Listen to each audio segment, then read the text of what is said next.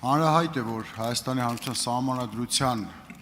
17-րդ հոդվածն ուղղակիորեն սահմանում է, որ Հայաստանում կրոնական կազմակերպությունները գործում են անջատ են պետությունից, իսկ 18-րդ հոդվածով հստակ ասվում է, որ Հայաստանի Հանրապետությունը ճանաչում է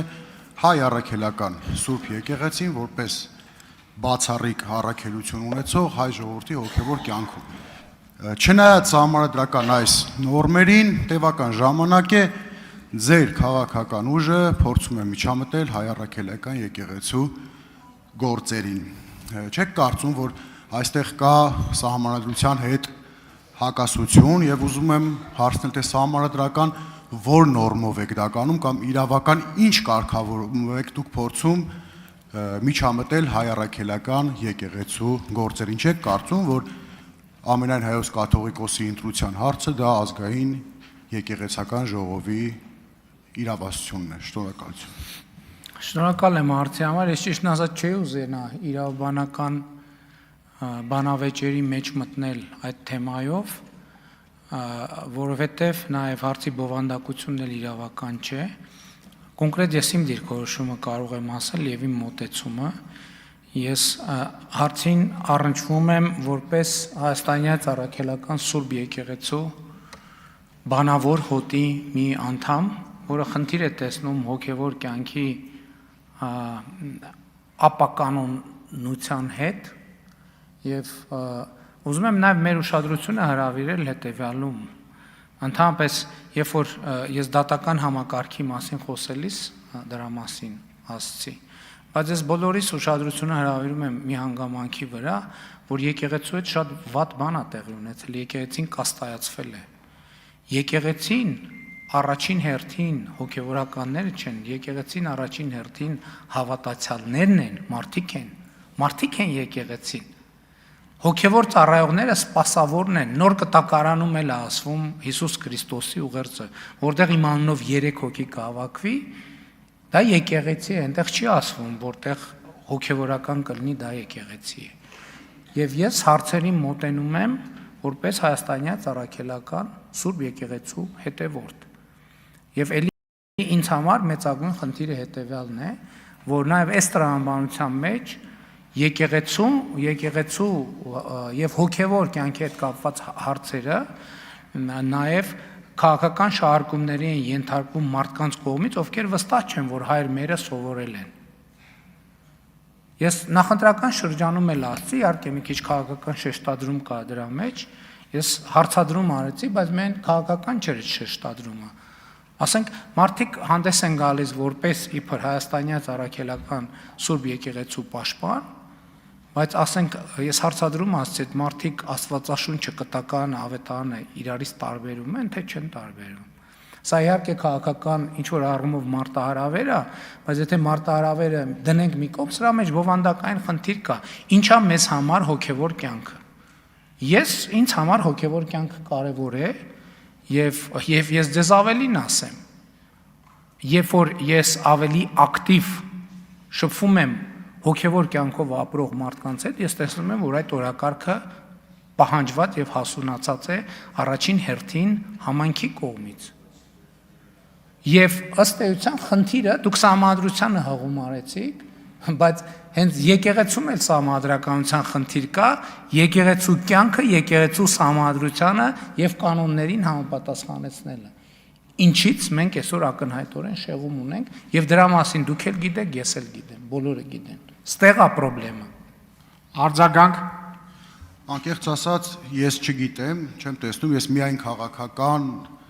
այստեղ քայլեր եմ տեսնում ձեր կողմից, կառավարության կողմից իրականացող, եթե դուք ձեր մոտեցումը որպես հայաստանյան քաղաքացի եք արտահայտում, դա ձեր անձնական մոտեցումն է։ Ուղղակի սա ներառված է հայաստանյան կառավարության հնգամյա ծրագրում եւ ակնհայտ իր մեջ հակասահմանադրական տարեր է պարունակում եւ տեսեք այդ եկեղեցու մասով այս հարցակումները սկսվեց եւ կարծեմ ամենայն հայոց կաթողիկոսը Ժնևում էր բարձրացեց Արցախի մշակութային պահպանության հարցը եւ քիչ առաջ դուք էլ ձեր ելույթում ասեցիք որ կան հոգեվորականներ ով ուղիղ ցուցումով պատարակների ժամանակ Արցախի մասին են խոսում, այսինքն եթե եկեղեցին սա չաներ, ես ենթադրում եմ, որ միգուցե դուք այս արշավը եկեղեցու դեմ ձեր ասած ճակերտավոր բարենորոգման ծրագիրը չիրականացնեք, այսինքն ակնհայտ քաղաքական, ձեր քաղաքական, չգիտեմ, գծից շեղվելու տարեր եմ տեսնում, շնորհակալություն։ Շատ լավ, եթե ուզում եք հարցի, այսպես ասած, կանոնակարգային տրամաբանության մեջ մտնենք, այդ նույն եկեղեցին եւ պետությունը անջատեն, ինչ իրավունք ունի եկեղեցին խառնվի քաղաքական process-ների մեջ, մի հատ էլ վարչապետի հրաժարական պահանջի կամ քաղաքական գործունեություն ծավալի, մի հատ էլ վեղարով դուրս գան ցույցեր անեն, կոչեր անեն, բաները ինտերնետը անջատեն, կայքեր բան անեն, կոտրեն եւ ինչ գործ ունեն իրենք քաղաքականության մեջ։ Պետք է հստակ ընտրել։ Ասма հնարավոր չի երկու բանի ծառայել, տիրոջ ծառայել։ Պետք է ընտրեն հոգեվոր թե քաղաքական կյանք, բայց իմ կարծիքով եւ ակնհայտորեն այդ երբ որ այդ գիծը հատել ես էլ վերադարձ չկա այսօր եկեղեցու վերնախավի մի հատվածը առնվազն իրանք քաղաքական կուսակցություն են եւ քաղաքական ձեր շարժման մասնակիցներ են իսկ Կտրիչ Ներսիսյանը ունի դուստր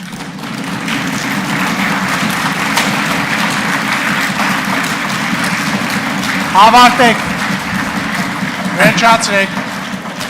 Դմփնփոց այդ փաստը չի կարա ջնջի, հասկանում եք, Կտրիչ Ներսիսյանը աղջիկ ունի։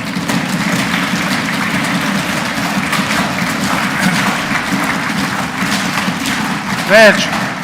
Խնդրում եմ դմփացնեն նրանք, ովքեր չգիտեն եւ չգիտեն, որ Կտրիչ Ներսիսյանը ունի աղջիկ։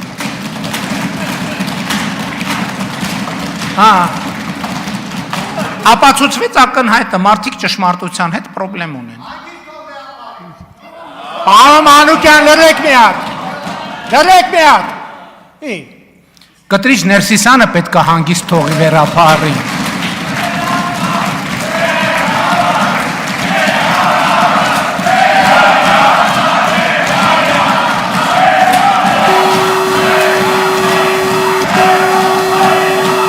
Ավարտեք։ Այսինքն եթե դες համար սիրուհի ունեցող վեհապարը նորմալ է, ինձ համար որպես հայաստանյան ծառայելական սուրբ եկեղեցու հետեւոր դա սրբապղծություն է։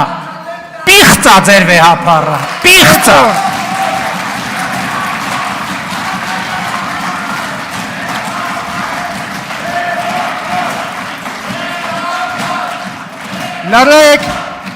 Լրեք, ներողություն, ավարտվեց այս հարցը։ Այսինքն եթե դուք խնդիր չունեք, որ մայր աթոռում նստած մարդը սեռական կյանք ունի, դմդմփացրեք ինչքան ուզում եք, դմդմփացրեք։ Պարոն Մանուկյան, ես ձեզ նախազգուշացնում Ես ինչքան գիտեմ երեխա ունենալու ուրիշ մեթոդներ, նույնիսկ եկեղեցում չկան, երեխա ունենալու մի մեթոդ կա, այդ սեռական հարաբերություններն են։ Բան կուսակրոնություն եւ ընդ որում ես կարծում եմ որ բոլոր այդ գիծը հատած հոգևորականները պետք է հեռանան հոգևոր ամենայն հարգանքով ես չեմ դատապարտում ոչ մեկին բայց իրենք կատարել են իրենց ընտրությունը թող տեղափոխվեն աշխարհի Պարոն վարչապետ